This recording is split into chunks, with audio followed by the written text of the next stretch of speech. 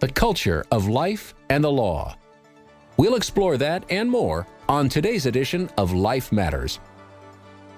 Brian Johnston has served in many capacities while advocating for innocent lives, as the Western Director of the National Right to Life Committee, as California Commissioner on Aging, as Chairman of the California Pro-Life Council, on the board of the National Legal Center for the Medically Dependent and Disabled. And now here's our host, Brian Johnston. Welcome back to Life Matters. We've got some important updates for you for this coming year, and many of you have asked, and I want to thank you. Yes, I have had some health experiences, a near-death experience, and I want to thank you right up front for your prayers, for your involvement and support. It was very close. I'll talk a little bit about that. But we're going to talk about the changes that are going on nationally and, yes, here in California. I want to remind you again, because you've been misled if you think Roe is overturned. That has become a very simplistic notion, and for many people, it's been a reductionism. They've reduced the idea of Roe v. Wade to a 10th Amendment issue. Oh, yeah, Roe v. Wade, that was about states' rights. That's all it was about. That is a falsehood. Nothing could be further from the truth. And especially if you live in any of several progressive states, California being one, you have a lot of work to do in California and in the rest of the nation. I'll be talking about that because most people do not understand what Roe v. Wade and its companion, Doe versus Bolton, what it's really done to your laws, what it's really done to how we value life. If you don't understand that, you will be talked into somnolence, that is, sleepwalking in dealing with this issue. This battle is very, very real and very much with us. But first, let me give you an update, and it has impacted my voice, so I want to use it wisely and well. Let me give you an update on my health condition. During the summer of 2024, I had a very serious heart condition, congestive heart failure, which hospitalized me. And basically, I either died or I got very close to death. I was intubated twice, on a ventilator twice. Those of you who know about ventilators know that they help your breathing, but the real challenge is weaning you off of that ventilator. I had to go into that regimen twice. But let me just characterize it by what my general practitioner, my GP, said when I went afterwards for a briefing with him. And he looked at what had happened in the hospital. I had 4 different cardio specialists that, yes, gave me a pacemaker. I had 3 stents put in. I'm feeling great, but I am still recovering. However, my general practitioner put it this way when he looked at what actually happened. He said simply, "Wow, you were gone." And he was right. I literally would not have been breathing without the ventilator. And my heart would not have been beating had it not been for a whole batch of what are known as inotropic drugs. Now, you may not be familiar with that term, but you are familiar with some inotropic drugs. One of the most common inotropic drug is epinephrine. And there are different dosages of epinephrine. Obviously, a smaller dose will have a different reaction than a larger dose. A cardial dosage is actually a very large dose, and it forces your heart to beat. But many people who have allergies carry an epinephrine pen with them, and that forces their throat to stay open if they have an allergy, let's say, to bee stings or to peanuts. That can cause their throat to close, and that will actually risk their life. So they carry EpiPens, an epinephrine pen. So epinephrine is one of a whole bunch. I got a battery of different types of inotropic medications. And my general practitioner basically said, that's what kept me alive. See, I had congestive heart failure. That's when there's too much fluid and your heart gets tired of pumping your blood. So part of it is dietary salt. I happen to really develop a taste for salt. But now I've cut out all salt because I'm going to get it naturally. You need a certain amount of salt, but too much salt in our diet, and in the American diet, most foods have salt added, and it's very, very dangerous because that's what retains the fluid. So this was a squeaker. And as I said, I had to be intubated and was twice put on a ventilator. Those familiar with end-of-life issues, that's really the scariest part, is if someone is being ventilated, it's getting them off the ventilator. Well, I had some great physicians and great help. But I do want to remind you that here in California, if you are near death, it's perfectly legal for doctors now to kill you. And that's why I want you to understand what Roe v. Wade really did. Many people have such a simplistic view of the life issue that it's just about babies and diapers, and everybody loves cute babies. And I don't mean to sound smart, but everybody loves kittens. I love kittens, and I love babies. But the reason killing babies is wrong is because these are human babies. They're human beings. And what Roe v. Wade actually did, and again, you can read my book, Evil Twins, Roe and Doe, How the Supreme Court Unleashed Medical Killing. What the Supreme Court did is it said it's okay to kill human babies only by doctors. The Supreme Court did not say that women get to kill their own babies. Do go back and read Roe v. Wade, read Doe v. Bolton, and of course read my book, Evil Twins, Roe and Doe, How the Supreme Court Unleashed Medical Killing. But the fact is the reason abortion is wrong is because it kills a vulnerable human being. And we must bear that in mind because it hasn't been overturned. That entire aspect of assaulting the medical profession, which for more than 3,000 years, doctors have sworn they would take their knowledge and never use it to harm another human being, much less kill them, even if asked. And it goes on, it says, and in like manner, I will not give a woman a pessary to perform an abortion. When it says, and in like manner, that is because they don't want to kill a human being. Again, you don't have to study Greek. I have. Be glad to talk to you further about ancient Greek and where you can study it. But the fact is, an abortion kills a growing human being, and that's been known for millennia. And it was known by Hippocrates, it was known by Aristotle, it was known by anyone who pays attention. Simple people know that that is a human baby. And so what Roe v. Wade did is it instructed doctors to abandon medical ethics. That's the crushing blow to both babies, but to anyone who is vulnerable, anyone who is very, very ill, anyone who's depressed. And I'll tell you, I was depressed when I had my illness. And I realized that if possible, I could have been killed. It is possible.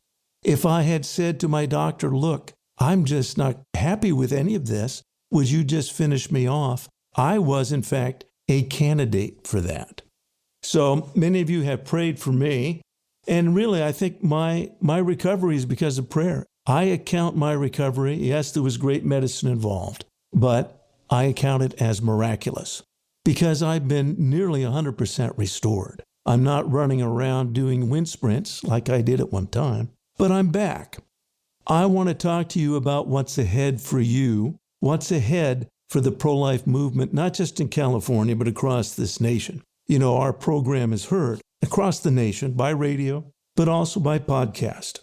We are the longest running long-form radio show on life. There's lots of shorter versions, the 1 and 2 minute updates, and we do those too. But Life Matters has been at it for a long time, and we're here to equip you for the very real battle of ideas. Ideas have consequences, and what laws are, those are ideas that are enforced. And that's why the right to life is not about how much we like babies or our feelings.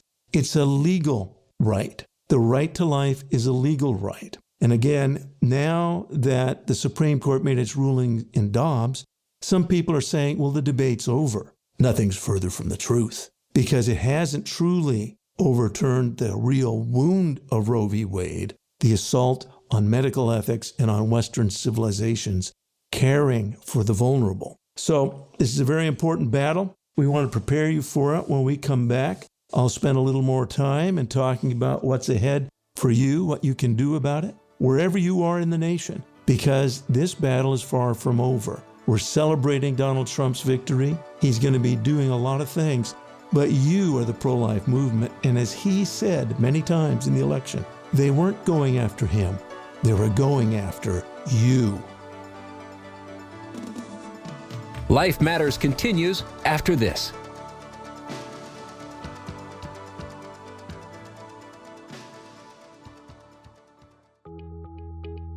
Hi, I'm Kevin Sorbo, and I was very excited when I heard about LifeFest Film Festival. LifeFest is the film festival dedicated to showcasing films that affirm the intrinsic worth of innocent human life and the profound significance of each life. I know one of your prizes is the Capra Award, awarded to that production that best reflects Frank Capra's thematic ideal. One seemingly insignificant person can in fact change the whole world in which he or she lives. That one singular life ends up being of vital importance. I'm so glad to hear that you are cherishing that in this film festival and are committed to artfully and creatively protect the lives of those who can't possibly promote themselves. They are dependent on the love and goodwill of people like you to speak on their behalf. Well done. Find out about the exciting cultural change impacting Hollywood. Go to lifefilmfest.com. And now back to more Life Matters with Brian Johnston. Welcome back to Life Matters. As I said, I'm overcoming a long illness, but I'm overcoming it. And I want to remind you that Roe v. Wade is still very much with us. There's a handful of states, and it's much like the Dred Scott decision. The Dred Scott decision did not end slavery. The Dred Scott decision simply said, well, some states are going to be pro-life on the issue of slavery. You can't kill someone you claim to own, because that was the heart of slavery, was that an owner could actually do anything he wanted with that slave. And Abraham Lincoln said it clearly in one of his Lincoln-Douglas debates, that the issue was about the right to life of that slave. And he essentially affirmed the right to life cause as being at the very heart of slavery. But the Dred Scott decision didn't end the slavery debate. It merely said, well, some states are free and some states are pro-slavery, and those that are pro-slavery, and this is where you need to pay attention in case you live in a pro-life state, states that are pro-slavery could actually go and enforce their laws in the free states. And that's what's happening now on abortion. The state of California has pledged millions of dollars to get pregnant women to come to California to kill their babies. It doesn't matter where they live. It doesn't matter if you have pro-life laws in your state. Please understand that Roe isn't truly overturned. It was mildly adjusted. And to understand it better, again, go to my book. It's available on Amazon and wherever fine books are sold. My book, Evil Twins, Roe and Doe, How the Supreme Court Unleashed Medical Killing. And I give the history of the pro-life movement here in the United States and worldwide, because this is an issue that deals with the nature of civilization and whether or not innocent human beings will be protected under the law. This is a fundamental question for Western Civ, and it was a great doctor, Horatio Storer, who founded the true pro-life movement right after the Civil War. He was actually also an abolitionist, and once slaves were no longer held and killed, once the end of slavery came, he made it his job to bring an end to abortion. And the way he did it was going state by state. But that doesn't make this a states' rights issue any more than, for example, the Hyde Amendment. That's a federal issue. Federal dollars are not to be spent on abortion. So there is a place for the federal government to assert the right to life. So don't forget that. That battle continues. We're not going to leave it. We may not be able to pass that right now. We can't pass a human life amendment. But please be aware that the right to life has been suspended, and that has great impact. So again, go to Amazon.com. You can read my book there. I actually recommend it. I get very little. I get pennies for the Kindle version, but use the Kindle version if you're online, because I link to all of the citations. You can understand all of the background. All of the footnotes are linked if you go to the Kindle version. Or if you like, there's a printed version. I also have 2 other books there that'll help you on the life issue. One is by Ronald Reagan, and I was befriended years ago by William Clark. He has since passed away. As you know, right now, Donald Trump is modeling himself after Ronald Reagan.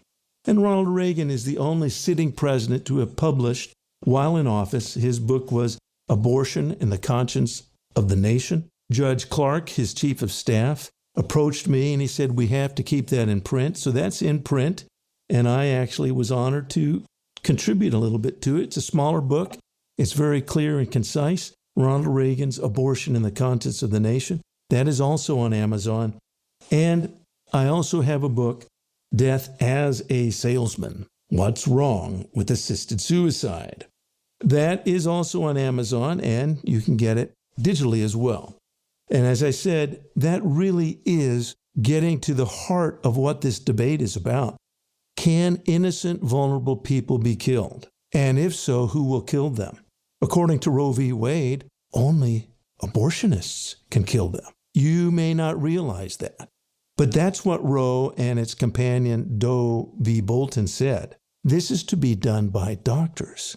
Now that should alarm anyone, and it did alarm many doctors at the time, but now we've gotten used to it. The point is that is what Roe said. Here is a statement from Ruth Bader Ginsburg. She was trying to remind feminists that that's what Roe did. It didn't empower women. It isn't women-centered.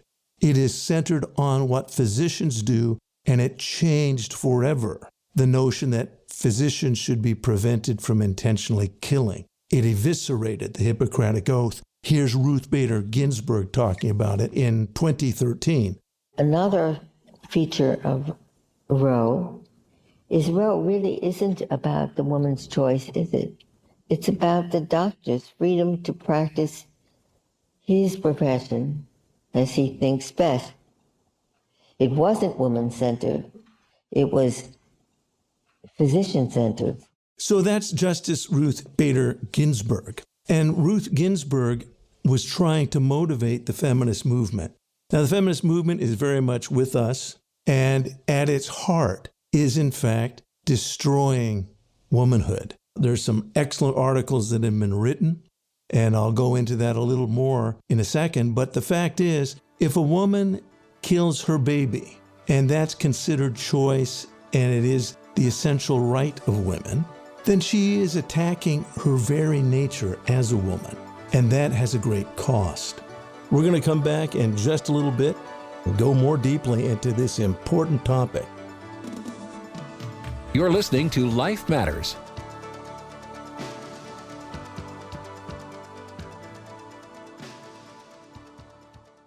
Hello, I'm Mike Lindell, CEO of MyPillow. I support this show, and I would like to offer you our biggest discounts for listening. So please go to our website, mypillow.com, and put in the promo code at the end of this message to get the biggest discounts.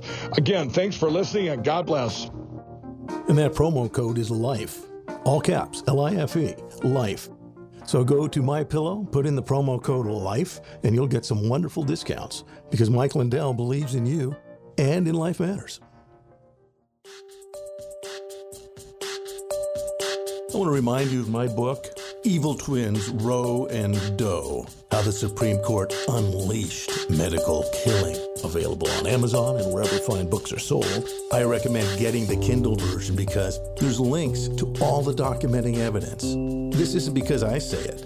This is actually what reality is. Every pro-life and even pro-abortion legal expert admits Roe v. Wade makes no sense. It's actually Doe v. Bolton that unleashed doctors to kill a baby at any time whenever they wanted. You need to find out those facts, and they're documented. And the fact is we're not addressing the reality of legalized abortion. We want to help you understand this battle right now. You can get the audio version online. Evil Twins, Roe and Doe, How the Supreme Court Unleashed Medical Killing. You're going to come away from the book with a new understanding of what this battle is actually about. And now back to more Life Matters with Brian Johnston. Welcome back. I'm Brian Johnston. You're listening to Life Matters. We're talking about the right to life. My next book has to do with how Marxists were the first political force. Not that abortions weren't being done. Abortions have been done for a long time. Things have been bad ever since the fall of man, you might say. So I'm not saying that Marxists invented abortion, but Marxist was the first political movement to say that the government, to be a just government, no, our founders said a just government protects the lives of the governed. Marxists say a just government ensures free abortion so that women can do whatever they want. That's what Karl Marx and Engels said, and specifically Leon Trotsky. So it's very important to realize where this ideology of government-sponsored, government-protected abortion comes from. It comes from a Marxist worldview. We're seeing that now in full bloom. I'll be telling you more about that and explaining how to expose it, but that's the heart of the abortion mentality. That's the reason that Justice Ketanji Jackson, when she was asked what a woman was, she couldn't answer because she is, in fact, a Marxist. She's Marxian in her thinking. And for a Marxist, true freedom comes through abortion, particularly for women. We know it frees men. You know it gets them off the hook. But in a Marxist worldview, it's essential for getting women off the hook. Get rid of the kid. This is a spoken principle, and you're seeing it every day, and you're seeing people who are waking up to that. I am writing on Substack. Substack is a place you can go online, and I've been asked to submit articles there. Not everybody has time to read a book or even sit down and read a printed book, but you can go to Substack and look up my name, Brian Johnston, and there I have a series of articles. So I recently reprinted an article having to do with the feminine rage, specifically that was supposedly about the election of Donald Trump, but it wasn't. You and I know what it was about. It was about, quote, women's rights. And what are women's rights? At its heart, what they're talking about is the right to kill a baby. That is what is meant by this rage. So go ahead, and I had restacked an article, a very well-written article by English professor, a woman who has understood this for a while, and she exposes the evil that comes from this rage and how it actually destroys women. This attitude has destroyed women, and as you know, the feminist movement doesn't speak up for women. They're not speaking up for those girls who are being forced to endure men competing in their sports. Where's the feminist movement? Why have they not been the first to reject this? It's because they've embraced the confusion of Marxism that says the real purpose of life is to do whatever you feel. And government needs to let people follow their feelings. Government shouldn't follow principles. They should follow feelings and let people follow their feelings. That's really at the heart of Marxism and why it has no moral structure. So go to Substack. I have a column there. And if you look at the name, I would like to give you an award if you send an email saying, oh, that's what that name means. I have named my series of articles Armed Against a Sea of Troubles. So if you know what that refers to, feel free to go to Substack. I'll have many articles there, and I also restacks. There's some allies. We have many allies. I'm glad to promote them. And we often have guests on our program who explain in greater depth what this battle is about. Again, I'm reminding you, Roe is not actually overturned. A very narrow aspect of Roe, the fact that it addressed states' rights. The Dobbs decision said, well, states can actually pass laws if they want. They can do that. But aside from that, the Supreme Court didn't protect a single baby. Before 1973, every state prohibited the killing of babies through abortion. And do you know why? Because every state prohibited the killing of any innocent human being. Doctors were prohibited from killing. Roe and Doe intentionally attacked the medical profession. Many states now allow doctors to kill vulnerable people who are older, that might have an illness, if they're depressed. And they say, well, they asked for it. There are 11 jurisdictions in our nation. New York is the next one that's being targeted.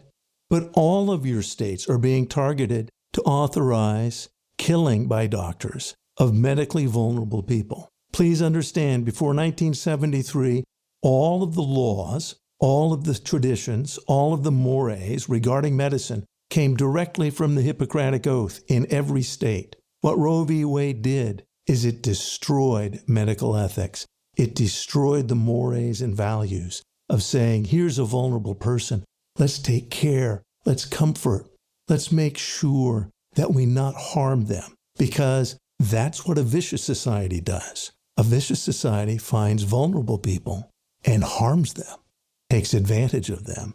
So it's a very precious gift that's been lost. Very few understand that that's what Roe did. It's the medical profession that has defined Western civilization. Many folks have written about that. We've talked about it before. You can go to my book about medical ethics, Death as a Salesman, What's Wrong with Assisted Suicide. But it's medical ethics really coming out of the Judeo-Christian, but the Greek tradition as well. As you know, St. Paul was a Hellenic Jew, and that's what influenced Western Civ, was the culture of Greece, the learning of Greece, and the spiritual values of Judeo-Christian values. That's what's defined Western civilization, and it begins at one point, the adoption of the Hippocratic Oath. Look into it. I think you'll see there's a lot there. So we have to be willing to fight for the vulnerable. We have to be willing to stand when our time comes. I want to thank you again for your prayers and support. If you want other updates, do go to californiaprolife.org or lifematters.life, which is dedicated to this specific program. Or you can follow me on Substack and get some of my writings before they come out as a book. Again, people have said, hey, just make it briefer and put it in an article. And so that appears on Substack. And find Substack /Brian Johnston, and you'll see some musings that I've been asked to comment on, and I want you to comment on them. If you take exception to what I say, let me know. That's the place to do it. Thank you again for listening. Life Matters is brought to you by California Pro-Life Council, but serves both the nation and the world. We are heard in parts of Europe and North Africa through shortwave radio. So thank you for your support, and keep standing for those who cannot stand, those who cannot speak for themselves, those whose lives truly do matter. If you have questions or comments for Life Matters, call 800-924-2490. Give us your name and the town you're calling from, and a quick question or comment. Learn more about everything in today's show online at lifematters.life, where you'll find all the resources you need to protect life. Life Matters is a production of the California Pro-Life Council.